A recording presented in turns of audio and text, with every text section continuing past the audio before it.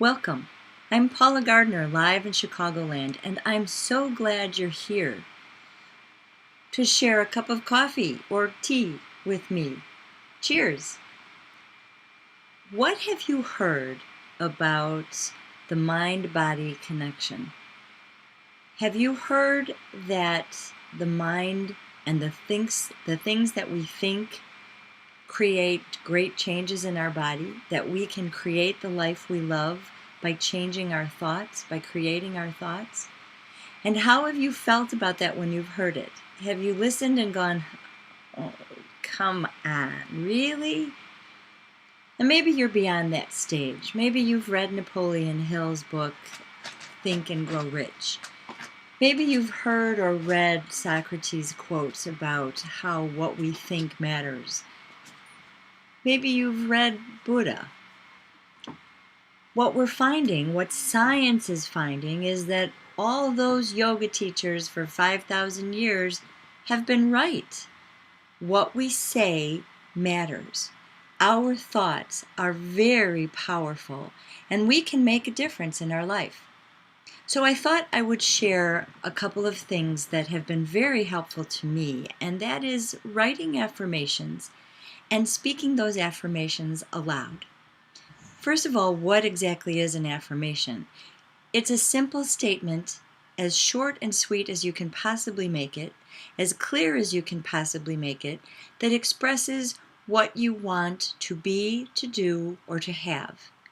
And you say it in very confident language, and you write it and say it as though it were already true.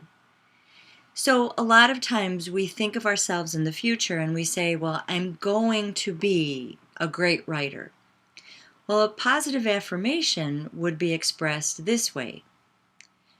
My books sell over 1 million copies each. And if that feels too weird, or if you just don't feel comfortable, then another way to say it would be, I allow myself to write books that sell over 1 million copies. I've kind of gotten into the habit of using I allow myself in a lot of situations because I don't feel that confident and my acting skills are not always that strong. So I pretend, and that I find is the best way to do it. Or I allow myself, which means I give myself permission to even have these thoughts. So after you write all of your affirmations, then what? And after you review them and you figure out that they really are in positive form, using confident words, do you just leave them there? I hope not, because even though the very act of writing them out can be very powerful, even more empowering and affirming is to speak them aloud. My coach encouraged me to record my voice reading my affirmations.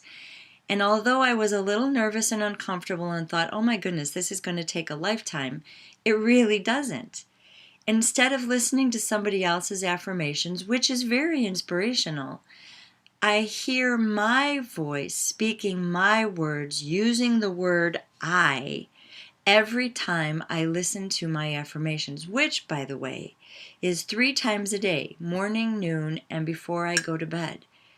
So I'm hearing myself repeat the words that I wrote that are most meaningful to me about the areas of my life where I want to make the greatest changes or the littlest changes. I encourage you to sit down today and write your affirmations. You could make huge changes just by taking little steps. In fact, isn't that how most changes are made, is over time with little steps? Paula Gardner, signing off. Whatever you do, do it with joy.